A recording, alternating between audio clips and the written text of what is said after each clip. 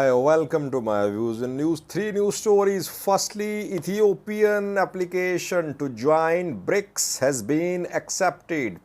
Five other countries made part of BRICS too.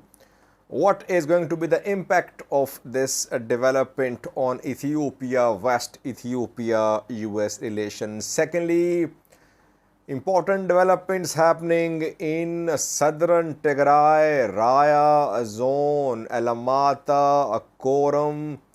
Around 48 hours ago, hundreds of Ethiopian army soldiers entered Korem.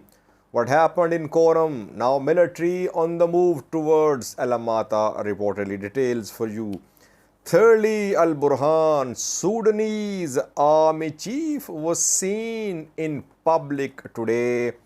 This morning, Burhan was seen in Umdurman. We have a clip for you.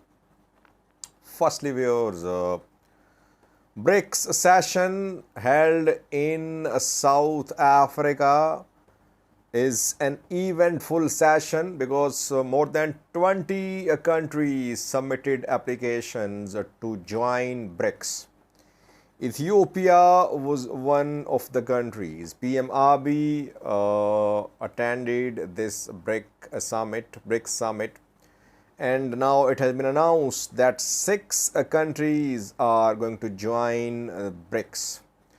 They'll become BRICS members from the 1st of January 2024, from next year.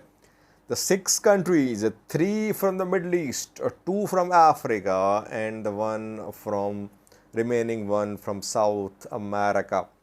From Africa, Egypt and Ethiopia are going to join BRICS, their applications approved. From Middle East, 3 countries, Saudi Arabia, UAE and Iran, and 6th country is Argentina. So Ethiopia is going to be part of BRICS from next year. What is going to be its impact on Ethiopia, US, Ethiopia, West relations? Well, other countries which have become BRICS members are key US allies. UAE is a US ally, Egypt a US ally, Saudi Arabia a US ally. Why is that countries from the Middle East were chosen mainly to become members of BRICS? Middle East is the zone where China, Russia have been trying to penetrate. And gradually we are seeing that these countries have managed to expand their presence, their influence in the Middle East. And they want to consolidate their presence and their relations with the Middle East. That is why 3 countries from Middle East. Iran is obviously a staunch rival of the US and US ally Israel. Iran has been under sanctions for years. Joining of Iran is not surprising, but Saudi Arabia, UAE are seen as US allies, though we have seen ups and downs in Saudi-US relations, but mainly Saudi Arabia, UAE, I see both of them as US allies. So both are joining the bloc BRICS. Problem is that with Ethiopia, is that Ethiopia is in a very difficult economic situation. Ethiopia is in talks with IMF, World Bank. Ethiopia wants loans from US West-backed financial institutions. Saudi Arabia and UAE are not facing this type of pressure. They don't need IMF, World Bank support to survive. Ethiopia needs. That is why I think Ethiopia will face more pressure from the US and from EU about joining BRICS. After joining BRICS, Ethiopia has joined BRICS now, but will the bailout package be given to Ethiopia by IMF and World Bank? That we'll see in coming days. So far, what Ethiopia wanted, it has achieved. Isaias Afwerki was there too in Johannesburg. He attended the BRICS summit too. And immediately after that, we saw first impact of the BRICS joining, that China has rescheduled Ethiopian debt payments. 2023-2024 debt payments have been rescheduled. So immediate relief for Ethiopia from China. But we'll have to wait and see to see the impact of this development on Ethiopia, US-Ethiopia West relations. Secondly, viewers, a lot is happening in southern Tigray, Raya, Alamata, Korem, disputed territory between Tigray and Amhara regions, where military is making a move to dismantle administration there. Military has decided, and it's not surprising because 2 days ago, Abraham Bale, Ethiopian defense minister, said that the two parties, Tigray and Amhara leadership, they had agreed in the presence of Ethiopian federal government that these two zones, that referendum will be held in these two zones, and armed entities will not be allowed to operate here. IDPs will return. So that is what is happening. Before the start of return of IDPs, reportedly military is disarming police and militia members, and military has taken over Korem, or you can say it is in the process of taking over Korem.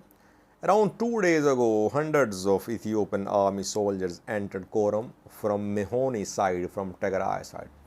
There was already deployment of Ethiopian military in Korem, but more reinforcements arrived 2 days ago in Korem. Then talks were held between military, Ethiopian military, and local government. Local government officials were told to leave the area reportedly.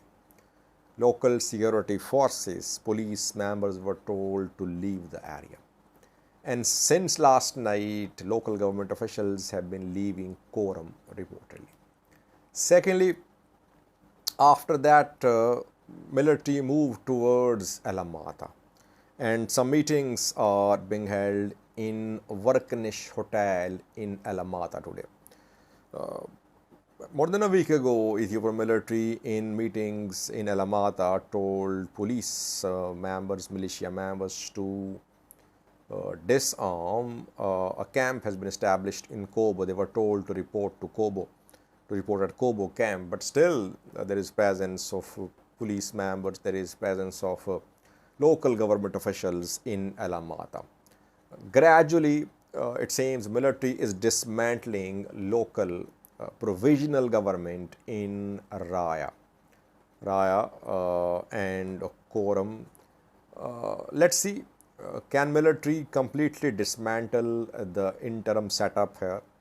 After that, return of IDPs will start. So far, return of IDPs has not started, but if local government resists the return of IDPs, obviously military is going to dismantle the setup.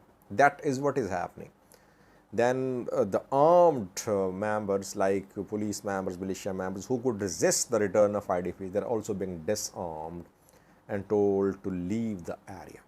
It means we could see start of return of IDPs in coming days to southern and western zones. Western zone is more sensitive than southern zone. In western zone, there is Colonel Damaik Zayadu. He is leading hundreds of militia members. In southern zone, there is no organized big militia which can challenge Ethiopian National Defense Force. That is why I think in Raya, Korem, it is easy for ENDF to implement the decision which was agreed by Tigray Amhara government in the presence of federal government.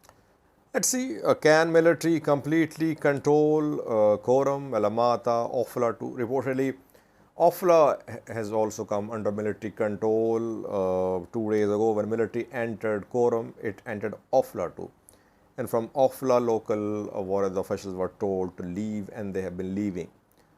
So reportedly, military is in control of Korem, Ofla. Local government officials are leaving. Now, military trying to dismantle the local government setup in Alamada too. Where is Amhara regional government? What is Amhara government's position about what is happening in Raya, Korem? No statement from government. Government is nowhere to be seen. Government is dysfunctional. Government is being led by command posts. So Amhara PP is split. Only Fano can respond to the decision of dismantling of temporary governments in Alamata, Korem, Humera Sagade, but Fano is fighting on multiple fronts. I don't think ENDF will let Fano fighters enter western, southern zones. Let's see what happens. Thirdly, we are Sudan, where Sudanese military is trying to defend armored corps in southern part of Khartoum, capital of this country. Al-Burhan appeared today. Abdul Fattah al-Burhan, Sudanese army chief, was seen in Darman today. He was on his way maybe towards General Command Headquarters through Darman. His convoy stopped and he came out of his vehicle and met with people there. Video has been made public too to show that Burhan is there. Burhan seems weak to me. His General Command Headquarters is under siege. His other top military site, Armored Corps, is partly under the control of Rapid Support Forces, not fully. Partially, RSM members are there. Burhan is alive. Hamathi is alive too. These two leaders alive, but their war has killed thousands of people so far, civilians, women, elderly, children, soldiers on both sides, human rights abuses, girls rape, ethnic cleansing. A lot is happening. The two are still adamant that they will continue the fight. Watch the clip showing Al-Burhan, Sudanese army chief, mingling with people in Darman. Video is from this morning. Thanks for watching. الله اكبر يا سعادتك الله اكبر الله اكبر الله اكبر الله اكبر يا سعادتك الله اكبر الله اكبر يا سعادتك الله اكبر الله اكبر الله اكبر